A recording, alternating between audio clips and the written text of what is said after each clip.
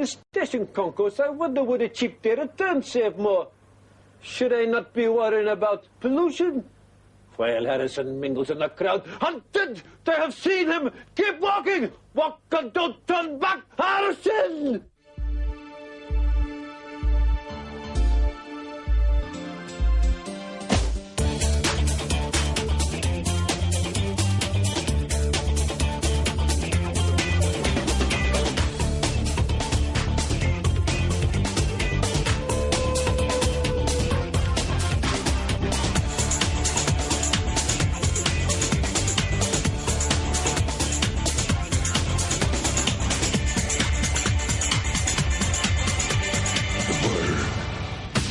Tonight on The Word, live in the studio, Sophie star turned singing sensation Michelle Gale and Zig and Zag's mate, ex-teenage health freak Alex Langdon, plus mask star Cameron Diaz, the Fat Liberation Movement, and Santa as you've never seen him before. Performing live, Corrosion of Conformity, and for one night only, the Wombles.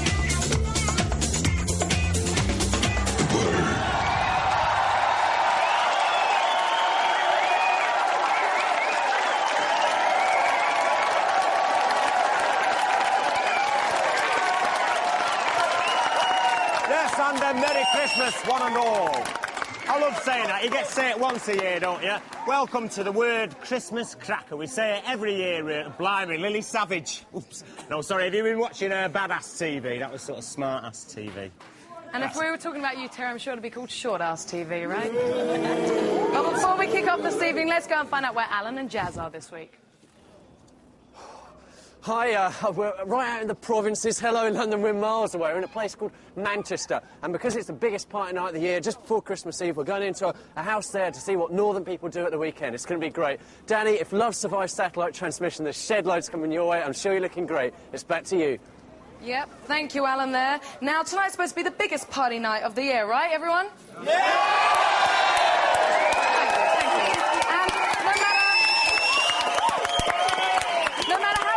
You are to be the life and soul of a party, no matter how unpopular you are, even if you can't bear to look at yourself in the mirror, please don't resort to trying this at home. Oh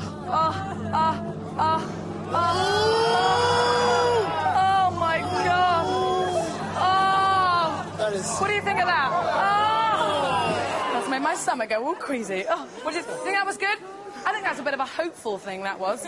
Anyway, for our first course on tonight's Christmas feast, I'd like to introduce you to someone who's done an extremely rare thing. She's gone from being an EastEnder soap star to actually making a good, credible record. Please, an old friend of mine, Michelle Gayle, with a special exclusive preview of the next single, Freedom.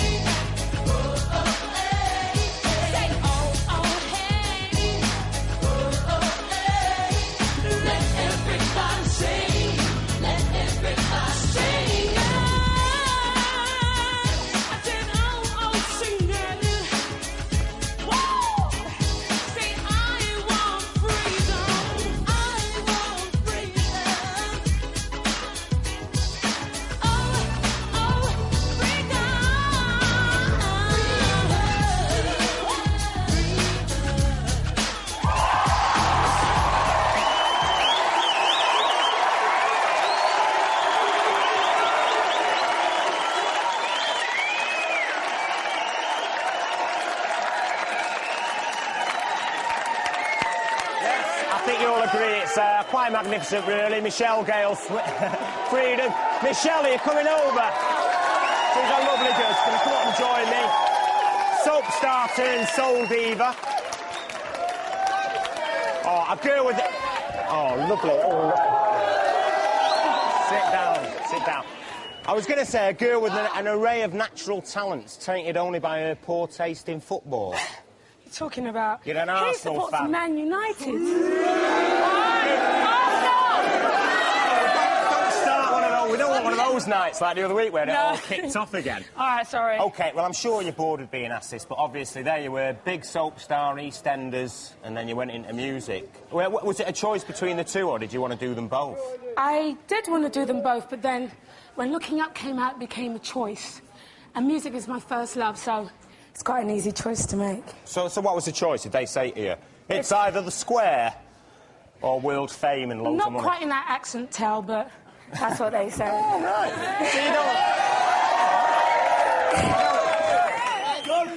So you don't think I could be on, like, EastEnders, then? You could. All right, John. The Mancunian bum or something. I never go south of the river, governor. No, I mean, would you actually make a comeback if your career is... Not that it looks likely to do so. If your career as a singer bombed out? No, I wouldn't. You wouldn't? No. 3 years is enough. I'm young.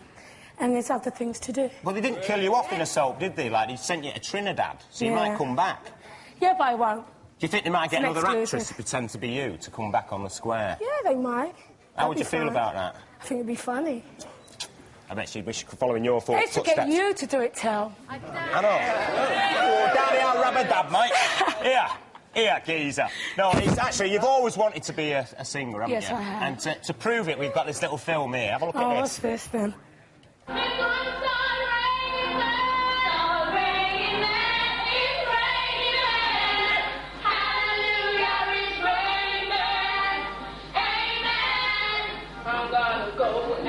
I'm gonna let myself get absolutely soaked away.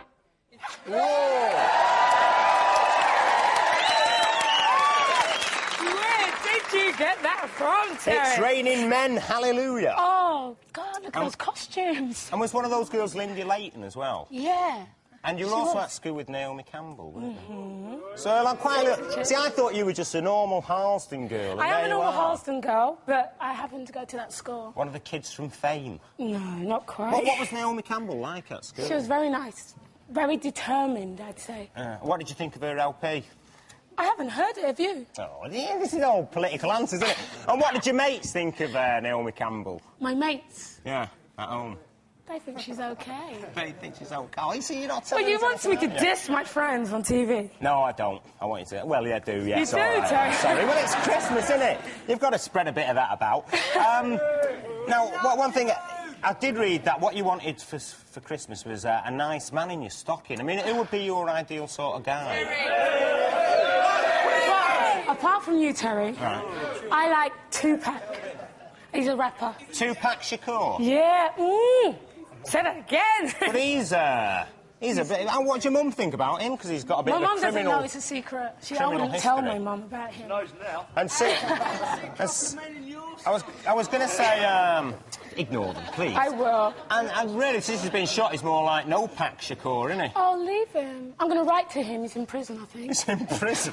Lovely girl, isn't she, really? I'll write to him. Listen, you're going to stay around with us for the rest of the show. It's going to be a bit of a party tonight. And as you know, this is probably the biggest party night of the year, Christmas Friday, the day before Christmas Eve. It's lovely. No, it's lovely to be down here. It is lovely to be down here in London, I must say, but one party town in Britain, and that is Manchester, my hometown, and our Alan's a lucky man who's up there now. That's popular. What? Hiya, here we are in the regions. It really is cold here. I would wave, but my hand can't move. So let's get inside and see what's going on at this party in Manchester. Come on, a bit of actuality, see what youths do when they're excitable and drunk. Hiya, how's it going? Hi, Rob. Cool. Enjoying the party? Cool. This is the host here. Hi, Nathan. How's it going? Not too bad. Party going okay? Brilliant, It's yeah. not your house, is it? It's your grandparents. Yeah, grands, yeah. Do they know about it? No. They don't. But I mean, nothing will go wrong with it. I mean, you don't want anything to go wrong because you love your grandparents. Yeah, certainly do them. So it's keep it mum and hope that they don't watch The Word and everything. Mum's The Word. Yeah, where are they at the moment? They're in New York at the minute. All right, so yeah, they're not going to hear the noise. Okay, that's cool. Do you mind showing us around? No, not at all. Okay. Look at this. Oh dear. Bit of people chewing each other's face and feeling some bottoms. That's love. Let's go through here, see what's going on. Yeah. Oh, I've got the bar. Come on in, Tino. Sorry about that. All right, lads, how's it going? You running the bar? We've just got one question. Yeah? Where's Dani? Dani's back in the studio. She's, what's she wearing tonight? Is she wearing nice things? I'm sure she is. For me. She's waiting for you. She's waiting for you, Dani. She's waiting for me. Danny says hi. Okay, well, there's some guys. They're running the bar. Let's go to the main... Is this the big room, This is the main room. Okay, let's see the party. Yeah, this is cool. People dancing and things, having some fun. And, what? Oh, shit, there's someone at the door, I think. Let's just go out. Yeah, we'll go and let him in. Sorry about this. Come on, let's go. All right, do you know these guys? Gate crashers. That's great. Well, that really is a real party. They don't sit in your fridge or anything. Never mind. The host never has a good time at party, Nathan. Anyway, Nathan will try and deal with that, and there's plenty in the studio. See you later. Actually, I'm not in the studio. I'm at a neighbour's house round the corner from Nathan's party because I'm here with Nathan's mum, Nathan's dad and Nathan's Uncle Steve. Hi, guys. Now, how you doing? Uncle Steve is supposed to be looking after the house while the grandparents are away, so Nathan doesn't think he's going to get caught. Now, how come you don't know about this party? Well, normally if I was I'm keeping my eye on the house, and normally I'd call on a Sunday. I think Nathan sussed out that Friday nights are going and the chances of getting caught were, let's say, 0. Right. Well, Karen and Jeff, Nathan's mum and dad. Now, what did you think when you heard about the party? Were you surprised? Flabbergasted. I used to recognise that house. Yeah. I don't think I do anymore. Right, and what do you think the grandparents are going to think when they hear about it? Oh, I hate to think. And what do you think Nathan's going to get up to tonight? God only knows. Is he a bit of a wild boy? Well, it looks like he's had a few drinks. Oh. Just looks a bit... Well, you know, normally I'm the raver at the party of all parties, but not tonight. I think I'll sit here and watch. Next time you catch me, we'll be swinging with the party. Back to the studio. That's right. We are back to the studio now. Did you hear that, Alan, before? In the provinces up north, it's like the Roman Empire or something, isn't it? Hey, That's with it, cold. There's some famous people from Wythenshawe, though. You've got Jason Orange, Johnny Marr out of the Smiths, Billy Duffy out of the Cult, and, I can't think of the rest of them. You got They're a lovely people. place. Well, do you get invited to house parties? Well, you've always been famous since you were young, haven't you? Oh, not always, Tom. What's the most embarrassing thing you've done at a party? I don't do embarrassing things. I'm a good girl. You've never been locked in the loo? Never. With someone of the opposite... OK, right. I don't like to embarrass my guests on this show. I'm not embarrassed. OK, now, something which I suppose is embarrassing for some people is the fact that, well, some people are a little bit, how can I put it, overweight. And one group of overweight people in the United States of America have managed to band together to do something about it. Our Dani's been over there to see what they've been doing. Have a look at this. In the 60s, it was Martin Luther King and Black America. In the 80s, it was Pink Power and Gay America. But in the 90s, a new civil rights issue has emerged. I'm talking about Fat America.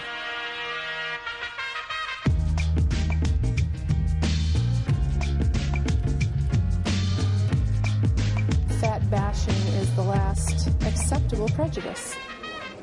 Mary Jo Dobrensky belongs to an organisation called NAFA, which is dedicated to the fight against fat discrimination. It's been around since 1969, offering support and advice to its overweight members. But 1994 has been the year it really became a force to be reckoned with and has finally put fat rights on the map. NAFA stands for the National Association to Advance Fat Acceptance, and it's basically a human rights organization.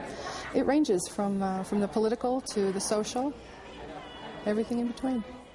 That includes supporting legal action against cases of fat discrimination. Cases like that of 28-stone Pamela Hollowich, who is suing an airline after they forced her to pay for 2 seats instead of 1 because of her size. They pulled me out of line and publicly humiliated me and told me if I did not buy a second seat, they would not allow me on this flight. I would like to see airlines hopefully look at this in the light of how can we work with people, not work against them. Certainly this airline needs to realize that that shouldn't have happened, and I'm suing Southwest Airlines for that. And the evidence shows that might is right, as 23-stone Bonnie Cook successfully sued a nursing home which told her she was too large to work there, and 25-stone Deborah Bridewell took a cinema to court after they told her she was too fat for their seats. This is all good news for fat activists and also for thin lawyers like Atlanta-based Jim Goodman, who handles around 10 fat legal cases at a time and is fast becoming the Perry Mason of the overweight. If you're fat because you intentionally got fat, or you're fat because you're medically or psychologically incapable of stopping that situation, it doesn't matter. You still are protected by the law. And that's true with many of the other disabilities. To get away from the tag of being disabled, fat Americans have already marched on Washington, petitioning for a change in the law. And as 1 in 3 Americans are overweight, politicians have been quick to jump on the vote-winning bandwagon. Politicians like New York Assemblyman Dan Feldman. People are deeply invested in the idea that large body size, being fat, is somebody's fault. NAFA's position is that you should practice self-acceptance and believe it, and not put your life on hold waiting to be something that you're not currently. You know, live life to the fullest right now. But it's not all lawsuits and political activism. NAFA also organises a yearly convention which offers its members a non-judgmental atmosphere, fancy dress parties, and even a workshop on how to have safe sex. So with new legislation on its way and a bright and liberated future ahead of them, obese Americans can really be fat and jolly. Well, most of them can.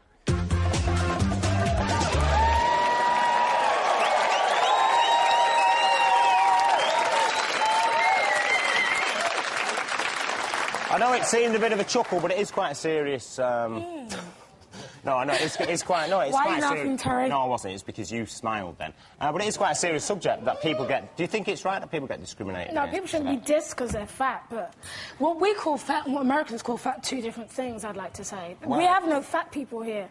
When you go to America, you see fat people. You mean like... You've never seen before, you're like, wow!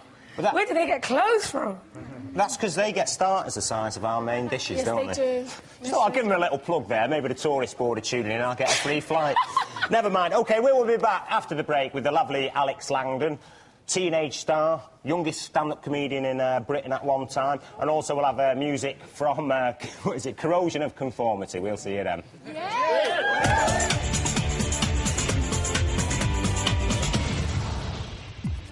Which celebrity has recently been awarded a Caring for Kids trophy, voted on by 100,000 Americans?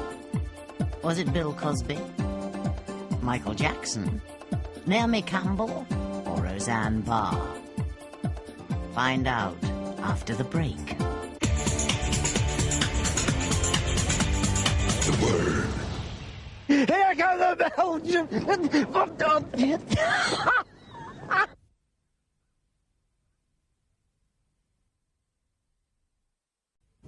Oh. The word.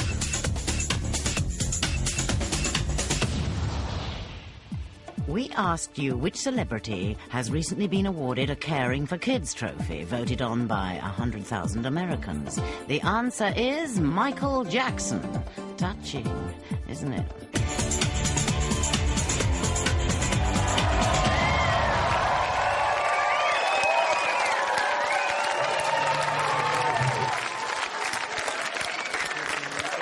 Welcome back to the world's very own seasonal feast of delight. Still to come, find out what this man has under his kilt that is so special.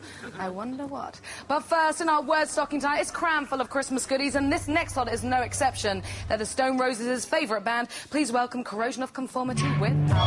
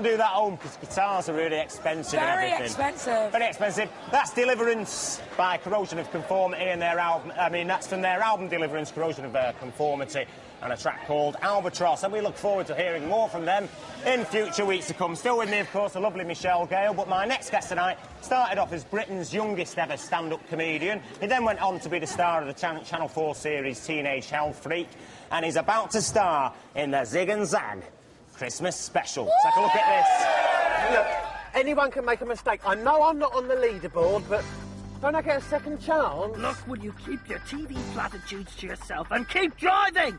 This is our case. Me and my brother will crack it. Yeah, we're identical twins and we're not French. Don't look now, but I think we're being followed. Where? I said don't look now. I'm not going to look now, because who would want to follow us? It is Alex Langdon. You're a bit snob. No. Oh, yeah, you see what I mean? Yeah, right. It's because he's too young, isn't he? Too young for me. I was throwing you at him then, wasn't I? See, I'm trying to get you in there, Alex. Cheers, Terry. Don't you think that Alex... It's about time Alex got himself a nice woman. But I don't know if you're not a bit of a dark horse and this is all part of it. Now, Zig and Zag, are they better to work with than Lisa Walker? They're kind of like on a level, really. It was frightening working with Lisa Walker because like everyone used to follow her around, like, and you'd be kind of following everyone else, kind of going hello. And then Zig and Zag, and everyone's following them around. I mean, like two sex symbols like that. Yeah, well, that's right. From Zog. Yeah, that's right. So, I mean, what can you do? Just like. You were played, Alex, weren't you, for years with this teenage health freak thing and the idea that you were a geek.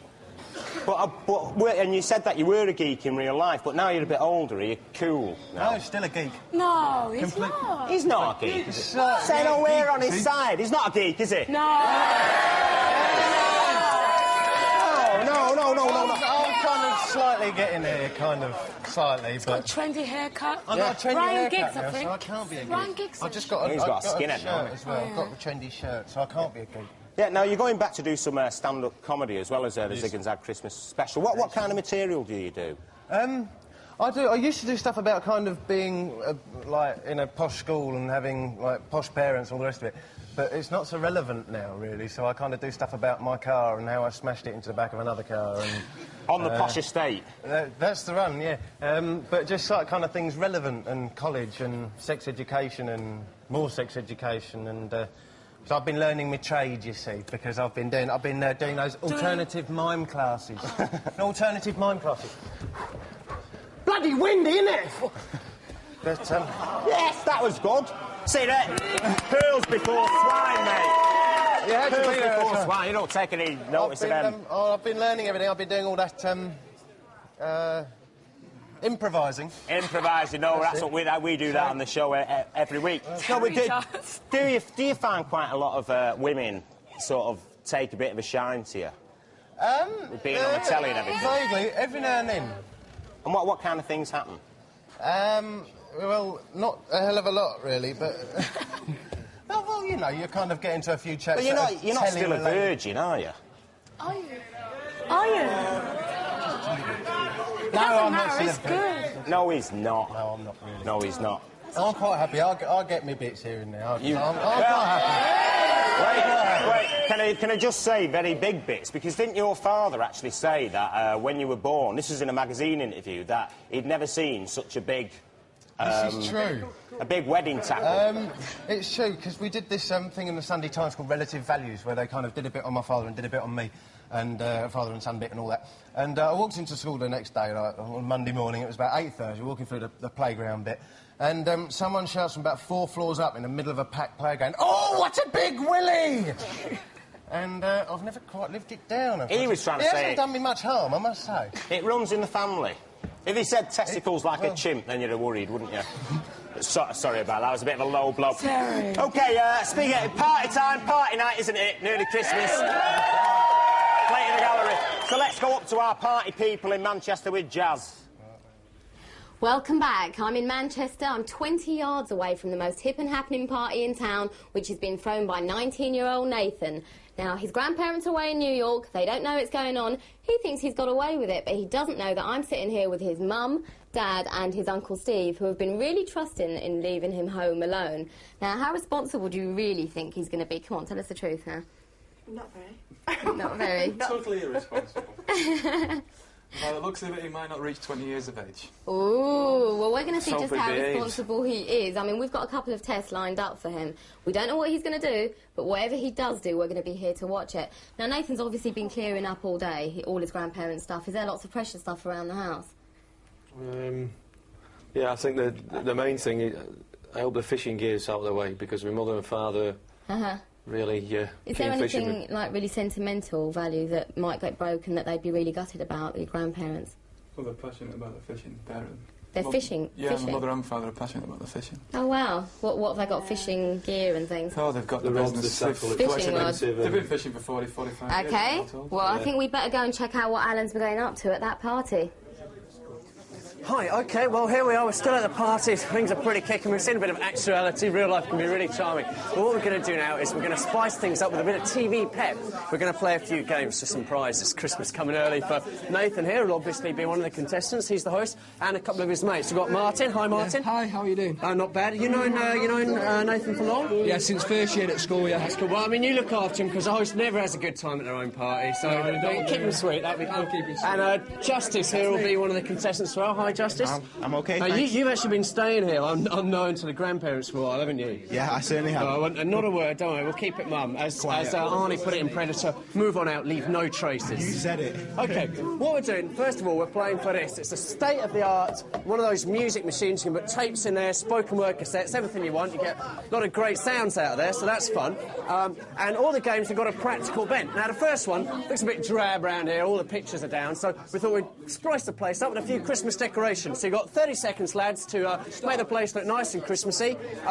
Prize for the best one. Away you go! That's nice, there we go. Bit of yellow there. Hey, look at that tree. Nathan, you're not going to win like that. Hey, look at that. Wow! Nathan's really going for it. That black isn't very Christmassy there, but there we go. All his mates are getting splattered in blood. Looks like natural-born killers. There we go, and the time's coming out. Nathan really seems to be going for you. I would have thought maybe he would share a bit more about the grandparents. A few finishing touches there, very Jackson Pollock, and we counted down. The time's up! OK. Right, let's have a look.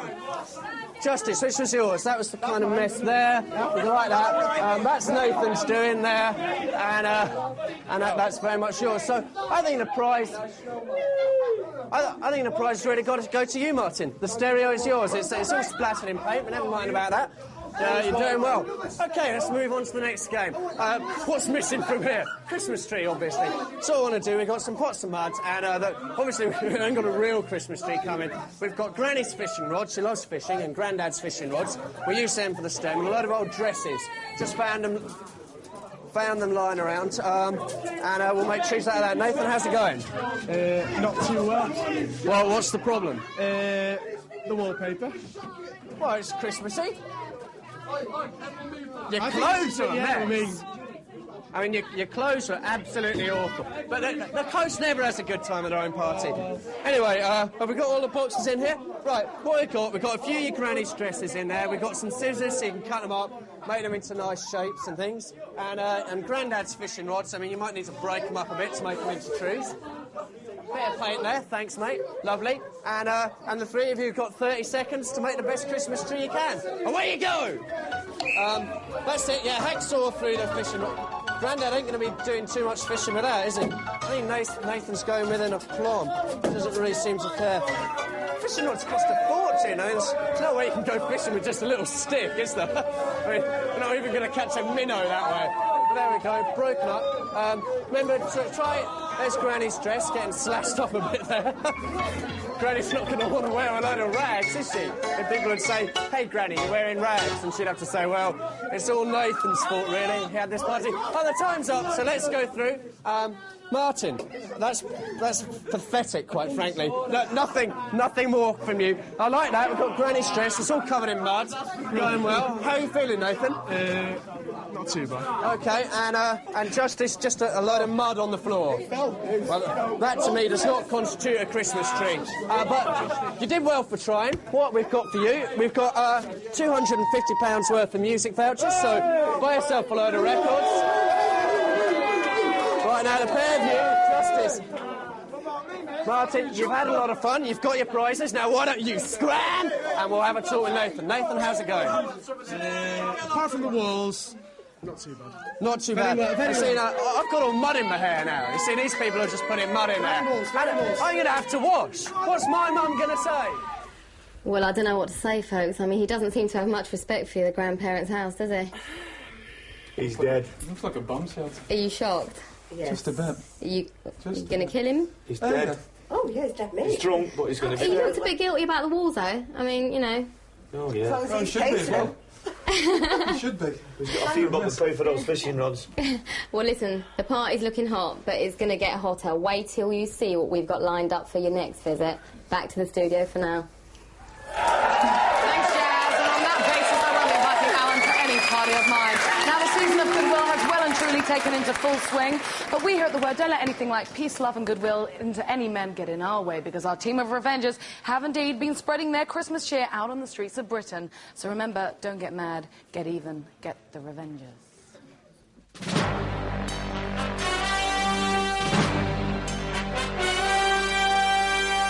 This week's Revenger is Pete O'Driscoll. He wants to get his own back on his so-called friend Amanda Jane Pike.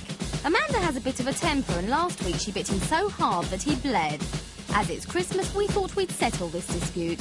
So we sent round a rather ill Santa and his little helper to deliver Amanda a special Christmas present. A mouthful of warm sick. Oh, can you help me, please? I was telling my friend we were just collecting for charity and he's collapsed. Can you just help me get him up? No, just please just get him up. I don't know, he was just walking along. Let's see that again.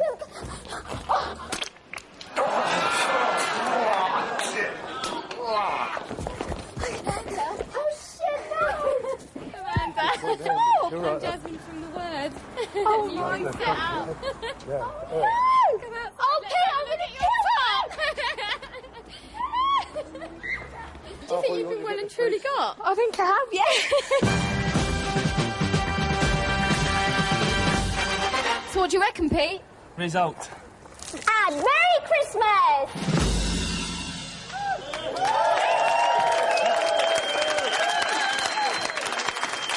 So that's it, the festive season. Bring up the old and bring in the new, etc., etc. Actually, really, what I wanted to talk about was that party quickly, because you've just left home, haven't you? I have just left home. And where are you living? Have you got yourself a flash penthouse flat? No, without wanting to sound overly negative, I've just moved into South Croydon, and I got my own flat, and I'm just kind of moving in and putting Very wardrobes nice. Well, in. we'll send Alan round to decorate it for you. We'll be back after the break with those predecessors to Vinnie Jones as the hard men of Wimbledon, the Wombles. See you then.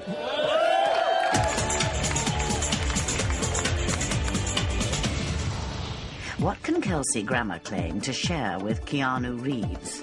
Find out after the break. The Word. In my country, my name is One Tiger.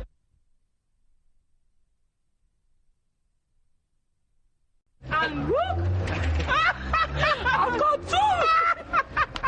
The Word.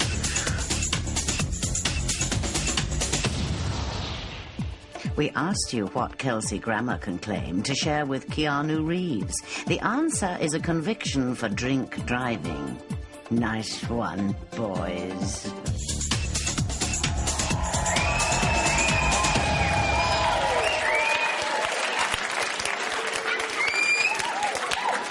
Welcome back to our final final leg of our Word Christmas turkey, stuffed full of festive fun. But for our final crowd pleaser tonight... Oh, you're going to love this, girl. Something sure to make any party go down with a bang and a whimper. I'd like to introduce you to a man known as Power Tool. I wonder why. And what he's going to be doing for us here today, he's basically attached a piece of rope to a ring round his scrotum, through his penis, and he's going to drag our lovely word dancer here across the floor. You want to see this, guys? You want to see this? You want to see this?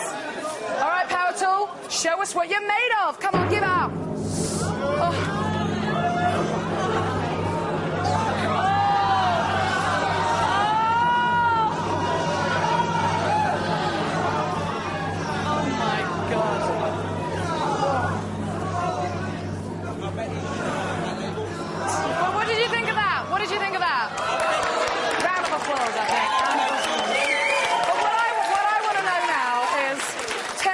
Can you top that piece of quality entertainment? I think Terry should serve us a good party piece. Terry. Oh, well, look, that's reminded me that I have to buy some nuts, actually. We didn't actually see... Now, Channel 4 wouldn't let us show the scrotal stretch there. And in case you're wondering at home if it really happened, believe you me, it did. Probably did. Yeah. Oh, have you got a little party trick that you do? No, you don't want to talk about... You don't want to talk about that yet, Alex. Listen, party time, only one person, that's our Jazz in Manchester. Right, Jazz? Welcome back. I'm still in Manchester, next door to the party from hell. And what Nathan doesn't know is he's having his own Christmas bash in his grandparents' house while they're in New York. I'm sitting here with his mum and dad and his Uncle Steve. So far, he's managed to paint all the walls and ruin them, smash up his grandparents' fishing rods. We've got one more ordeal left for him. Let's see if he can resist the temptation. Things are a bit of a mess here. Look at this. All got a bit of paper stuff. Nathan, how are you feeling? Not too good. What do you think your grandparents are going to say? I'm looking for somewhere else to live. Right, yeah, I can understand that. But hey, we'll brighten up your evening a bit. There's still one more game. What we're playing for now? Well, what's your big passion in life? Tell us that. Football. Is it? What's your favourite team? Man United. What you see? Here, we've got Man United tickets. They're no ordinary tickets. You get to meet a team, you get a 4-course meal, they're VIP tickets, maybe you meet Dani afterwards, hang around, hi to Ryan, all that sort of thing. So you really got to go for it on this last game. Basically, all three of you, put these goggles on, you have to be blindfolded for this game, pick them up. And what we've got here, we've got some various football teams' kits, all around like that. Now you scrabble around like pigs on the floor, trying to get bits of it. You have to strip down first, obviously, 2 undies. Then, once you got your clothes off, get into them. After 30 seconds, we'll see who's got the most Man United kit on, and they win these VIP tickets. So then, down to your pants first, then go for the stuff. We'll count you in, all 3 of you. Get your goggles on, and 1, 2, 3. Ready, steady, go! There you go. Look at that. See, he's a good-looking boy. That's nice. Nathan straight off with the trousers, that's not... at least he's maintaining some sense of dignity. That's nice. On he goes. Shirt off as well, Nathan, of course, remember. There he goes. Oh, and time's up! Oh, no, carry on, that's good. No, carry on, carry on. OK. Right. Come here, mate.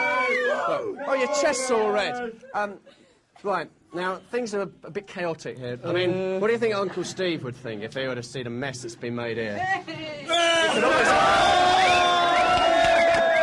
Oh, Uncle Steve, it's Mum and Dad! Mum and Dad are here! Nathan, you're going to get badly told off. You might even get smacked because of this. Nathan, how do you feel? Nathan's on the table like nice people. There's no reason to be frightened of them. Hi, Jasmine. He's maintaining some sense of dignity. Got his pants on. Go away. And there we go. Okay. A happy Christmas to anyone from you, Nate? Everyone at South Trafford College. Okay,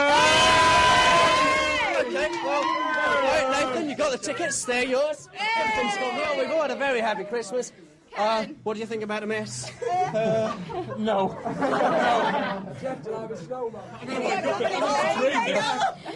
Karen. Okay, Mum and Dad. Are you going to let the party go on or are you going to shut it down? Oh, why not? They're swinging us well. That's good. The kids having fun. The grown-ups having fun. That's Christmas. Hey! Uncle Steve! Where's Uncle Steve? Come on, we want to be dancing with the mum and dad. Surely.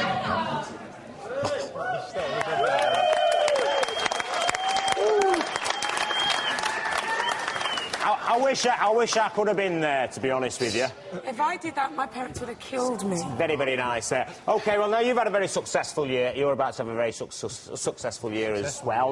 One young lady who has had a very successful year in 1994. She's made a transition from supermodel to Hollywood superstar. Is this young lady? Take a look at this.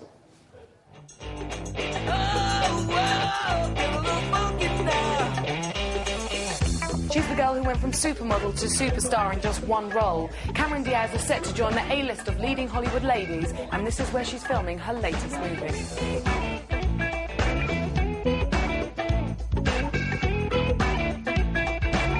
1994's been a good year for Cameron Diaz.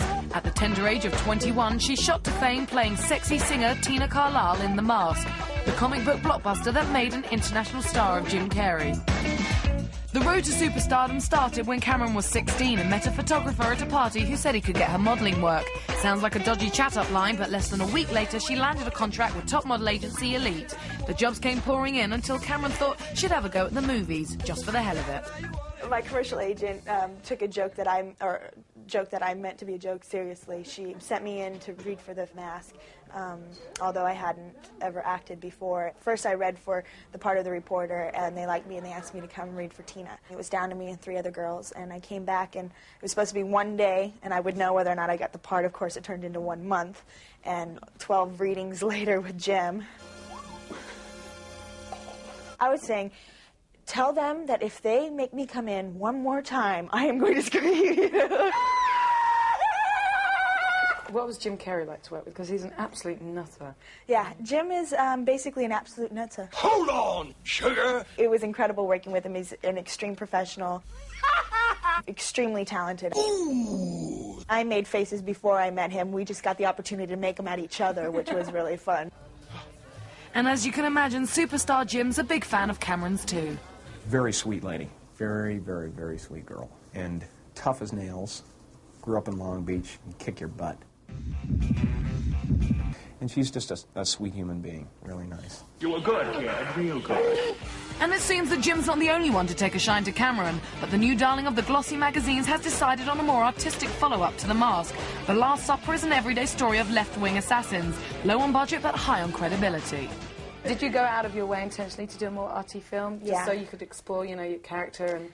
Yeah, it was something that I wanted, definitely. I wasn't looking for artsy film per se. It was just I was looking for a part that was going to allow me to not play that Tina Carlisle character, which was something that came to me a lot. You could imagine, you know, they find, oh my God, we found a girl with blonde hair and big boobs. We can put her in our next film. After the huge success of The Mask and her recent foray into serious acting, Cameron Diaz is tipped for A-list superstardom next year. But right now she reckons that Hollywood hasn't changed her one little bit. Actually, I'm more broke than I've ever been. I'm still driving the same car. People don't know my name because they only know me as that girl that was in The Mask with Jim Carrey. It's good. I'm not complaining. Believe me, I'm not complaining. It's just sort of, I see the doors that have opened, and that's the best thing for me.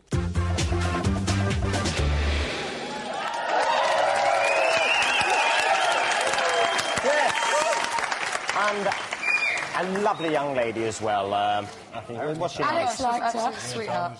Alex. Transfixed. Now, now's a quick chance. What sort of girl are you looking for then for Christmas? Anyone female. I don't mind really. Anyone That's all right. That says a lot. Thank you for coming in tonight. Oh, it's a pleasure. Gorgeous to see you again, darling. Thank you, Lovely to see darling. you, Alex. Excellent to see you again, sir. Come back for us after the new year on January the 6th with another fantastic show. But now Terry's favourite band is going to play us out. That's right. A Merry Christmas, first of all. This is a Christmas band. There've been rumours for years and years that they were going to get back together again. Those rumours have not been true. However, tonight, especially for us here at The Word, and as a Christmas present for you, Mike Batt has donned his costume once again. Please give it up for the Wombles. And a Wombling Merry Christmas.